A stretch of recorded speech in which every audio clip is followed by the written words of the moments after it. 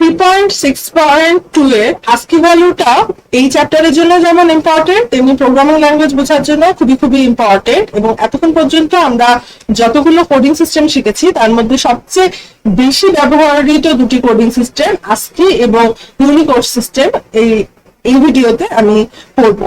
যাই হোক, প্রথমে এই আস্কি ওয়ার্ডটার সাথে ASCII আস্কি ওয়ার্ডটার সাথে খুবই ভালোভাবে পরিচিত হয়ে থাকতে হবে। এটার ফুল ফর্ম কি? American standard code for information and interchange or ASCII. It is a 7-bit alphanumeric code. এটা কি 7-bit মানে কি যে 7টা স্পেসের জন্য 0-1 কে 1 2 3 4 5 6 7 7টা স্পেসের জন্য 0 আর 1 এই দুইটা ভ্যালুকে 7টা স্পেসের জন্য সাজানো যাবে। তাহলে সম্ভাব্যতার নিয়মে এটা কতভাবে সাজানো যাওয়া সম্ভব? আগেরটা ছিল 8 বিটের 2 টু দি পাওয়ার 8 ছিল, এটা হচ্ছে 2 টু দি পাওয়ার 7 বা 128টা ভাবে 128টা ভাবে হচ্ছে কি আস্কি মানে 128টা ডিজিটের জন্য আস্কি ভ্যালু ইউজ করা যায়।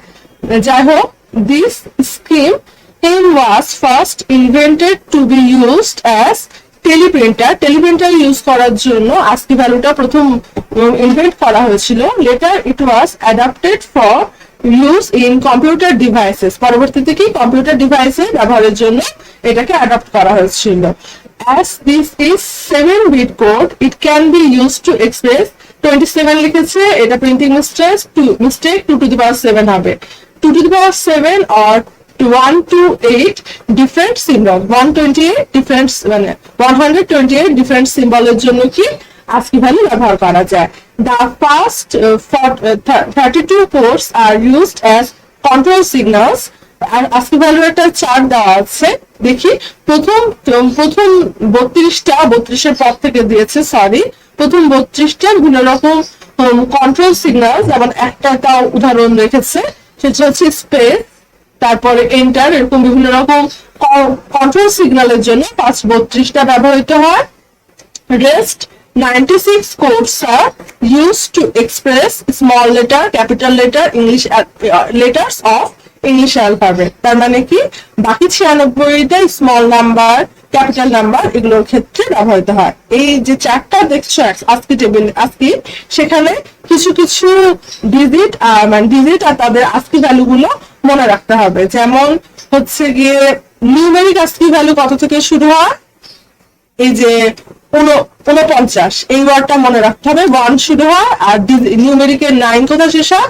57-তে, এটা মনে রাখতে হবে। তারপরে ক্যাপিটাল লেটার এ কোথায় শুরু হয় আর ক্যাপিটাল লেটার জেড কোথায় শেষ হয় এটা মনে রাখতে হবে।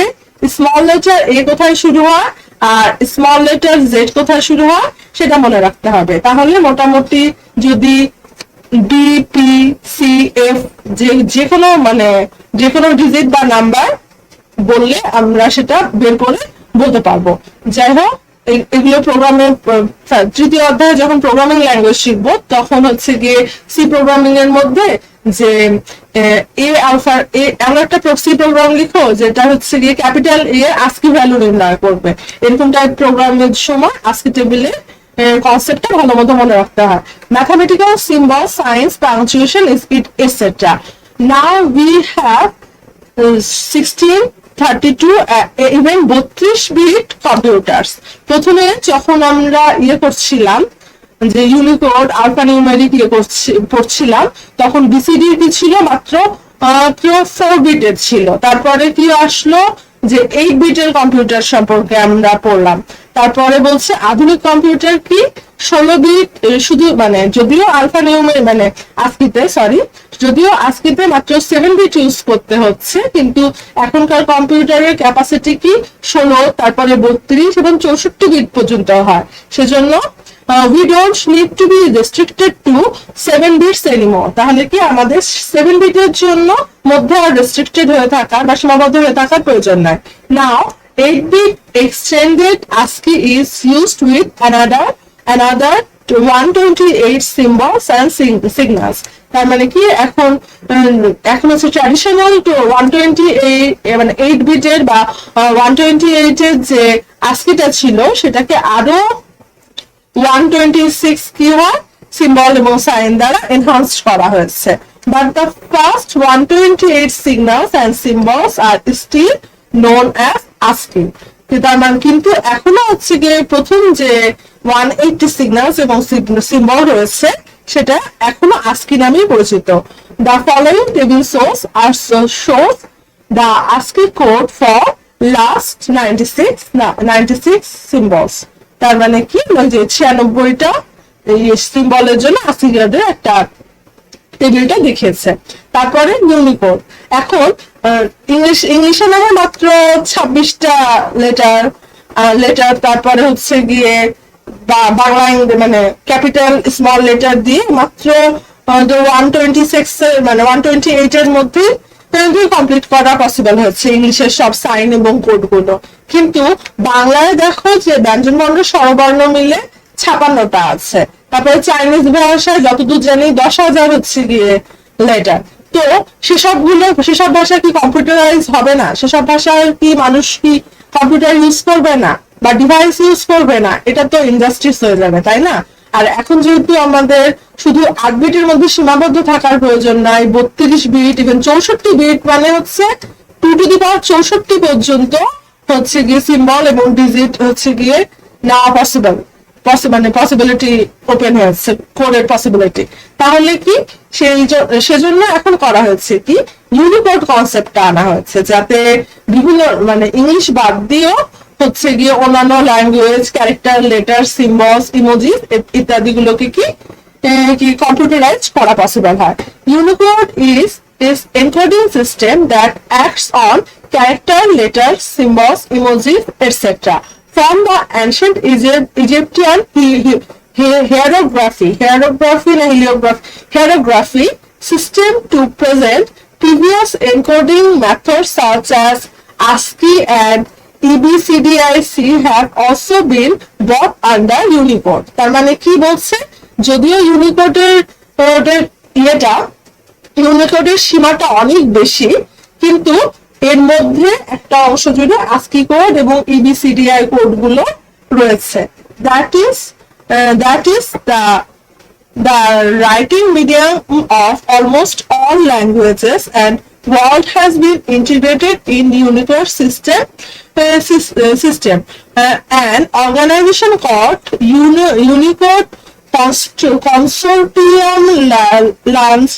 Unicode Consortium উচ্চারণটা ভুল হতে পারে, একটা অর্গানাইজেশনের নাম লিখেছে, launched the first version of 1.0.0 in 1991। তার মানে কি ইউনিকোড কনসেপ্টটা EBCDI হয়েছিল 1960 সালে, আর ASCII কত সালে সেটা মেনশন করা নাই, এটা একটু দেখে নিলে ভালো হয়, দেখে নিব পরবর্তীতে। ASCIIর পরে ইউনিকোডটা পরিচিত করা হয় কত সালে, 1991 সালে, এবং কতটা ল্যাঙ্গুয়েজের জন্য, 24টা ল্যাঙ্গুয়েজের জন্য। The 13th edition has been launched on 2020, মানে 2020 তে ইউনিকোডের 13th এডিশনটা লঞ্চ করা হয়েছে with 154 ল্যাঙ্গুয়েজেস। দেখেছো যে মাত্র 24টা ল্যাঙ্গুয়েজ থেকে শুরু করে 154টা ল্যাঙ্গুয়েজের জন্য এখন ইউনিকোড তৈরি হয়েছে। Unicode has 3 most common formats standards. একটা হচ্ছে UTF-8। এখানে নামগুলো থেকে একটা জিনিস মনে রাখা পসিবল, যে যত 8, 32, 64 যাই লিখুক সেটা হবে কি, যে বিট সংখ্যার হবে। যাই হোক, UTF-8 this is a 8 bit. আমরা জানি হচ্ছে কি যে 8 বিট সমান কত, 1 বাইট, 1 BYTE, এটাই লিখে বুঝিয়েছে। This is a 8 bit or 1 byte unit. Here character is represented between 1 and 4 bytes. This is according to format a number between 0000_16 to IOFFF has been specified for this letter. যারা ফটোশপের কাজ করো তোমরা, তারা এই জাতীয় নাম্বারের সাথে খুবই পরিচিত এই জাতীয় নাম্বার। আমরা জেনারেলি ইউজ করার ক্ষেত্রে দেখে থাকি বিভিন্ন রকম কালারের ক্ষেত্রে। কালার কোডে দেখবা যে হেক্সা ভ্যালু অফ কালার যখন ইয়ে করে তখন এই জাতীয় নাম্বার ইউজ করে সাধারণত। আমরা প্র্যাকটিক্যাল ইউজে আমি এই একটা জায়গায় দেখেছি, আর কোনো ইউজ থাকলে তোমরা আমাকে বলতে পারো। Has been specified for each letter. For example, 00441 16 is English letter A. 0955 16 is Bengali letter K, which is located in the range of UTF-8. It is also most widely used encoding method in email and internet. In email এবং ইন্টারনেটে most widely used encoding মেথডটা কি? UTF-8।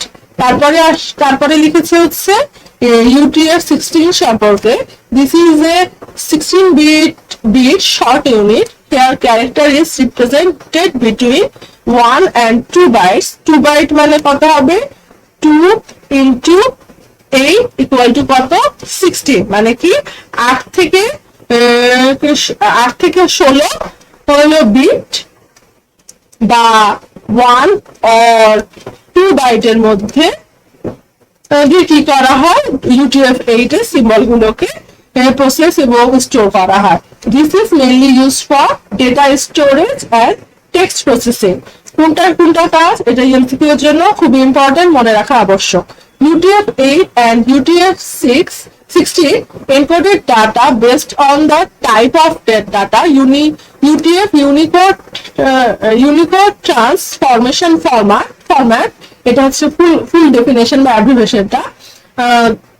Default encoding format is 16-bit. 16-bitটা কি? Default, where each code is represented using 16-bit. Using total 6555386 codes can be generated which cover symbols, alphabets, digit of all languages. তিন নাম্বারটা হলো UTF-32। This is 32-bit longs unit. Longs ওয়ার্ডটা মনে রাখা প্রয়োজন। Long, byte, short, byte, এই size গুলো মনে রাখা প্রয়োজন। 8-bit মানে হচ্ছে গিয়ে 1 বাইট, 16-bit মানে হচ্ছে গিয়ে শর্ট, তারপরে 32-bit মানে হচ্ছে গিয়ে লংস। যখন সি প্রোগ্রাম শিখবো তখন হচ্ছে গিয়ে লং, শর্ট, ডাবল, বাইট এগুলো মানে পরিমাপ গুলো খুবই ইম্পর্টেন্ট হয়ে যাবে। এখনই কিছু জিনিস মনে রাখলে পরবর্তীতে এগুলো অনেকটা ইজি হবে। Here a character is represented within the prescribed 4 bytes. 4 bytes মানে কত হচ্ছে? 4 into 8, 4টা কত? 32 বিট, তাই না? 1 বাইট সমান 8 বিট। এটা খুবই ইম্পর্টেন্ট, খুবই important. Characters are used skillfully there. It is mentioned that UTF-8 and UTF-6 are the most common methods. Meanwhile, UTF-8 has become an unwritten standard for use on website. তাহলে ওয়েবসাইটের জন্য কোনটা unwritten standard হয়ে গেছে? UTF-8. This is because in this case 4 bytes of space, 4 byte মানে 32 bits is reserved for each letter, but in case of use, UTF-8 uses only as many bits as required.